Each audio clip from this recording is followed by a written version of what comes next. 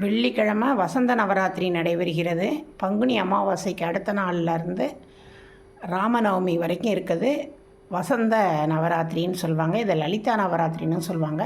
வருடத்தில் 4 நவராத்திரிகள் சிறப்பு வாய்ந்தது. சாரதா நவராத்திரி, ஆஷாட நவராத்திரி மற்றும் இந்த வசந்த நவராத்திரி. இந்த நேரத்தில் தேவி மகாத்மியம், லலிதா சாஸ்திரநாமம், அம்மன் துதி பாடல்கள் பாடுறது ரொம்ப நல்லது. லலிதா தேவியையும் துர்கையையும் வழிபாடு பண்ணணும். இன்றைக்கி நம்ம மகாராஷ்டிராவில் இருக்கக்கூடிய 51 சக்தி பீடங்களில் ஒன்றான துல்ஜர் பவானியை பக்தி செய்யலாம். துல்ஜர் பவானி ஒரு கோட்டை மாதிரி அமைப்பு. அந்த கோவில் 4 வாயில்கள், 2 வாயில்களுக்கு சத்ரபதி சிவாஜியின் தந்தை தாய் பெயர் இருக்கும். சிம்ம வாயில் அப்படிங்கிறது வழியாக தான் நம்ம போவோம். 15 படிகள் கீழே இறங்கி சென்றால் முதல் சுற்று பிரகாரம் வரும். அங்கே கல்லோல தீர்த்தம்னு ஒரு தீர்த்தம் இருக்கும். அதுக்கு அடுத்தது கோமுகி தீர்த்தம் இருக்கும். அது கங்கைக்கு சமமானது.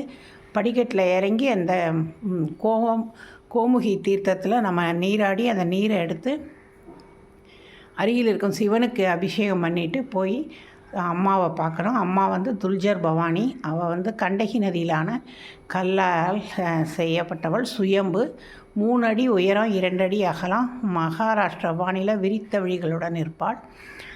8 கரங்கள். ஒரு கரத்தில் மகிஷனை வதைத்த வண்ணம் அவள் இருப்பாள். அல்லும் பகலும் கண் விழித்து தன்னுடைய பக்தர்களை காப்பாற்றுவாள். தூங்கவே தூங்காமல். அதனால் வருடத்தில் 18 நாட்கள் மட்டுமே தூங்குவாள். அதுவும் பக்கத்தில் இருக்கக்கூடிய பள்ளியறை, நல்ல வெள்ளி ஊஞ்சல், அதில் சயன கோலத்தில்.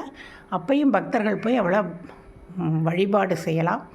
ரொம்ப அழகான கோவில். 51 சக்தி பீடத்தில் ஒன்று. சத்ரபதி சிவாஜியின் குலதெய்வம் துல்ஜர் பவானி. சத்ரபதி சிவாஜிக்கு வீரவாள் கொடுத்ததுனால தான் அவர் அகண்ட இந்து சாம்ராஜ்யத்தை உருவாக்கினார். அந்த விழா ஒன்று நடத்துவாங்க. அப்போ துல்ஜர் பவானிக்கு அப்படி வேர்த்து கொட்டும்னு சொல்லுவாங்க. துல்ஜர் பவானி சக்தி வாய்ந்த தெய்வம். 51 சக்தி பீடங்களில் உண்டு.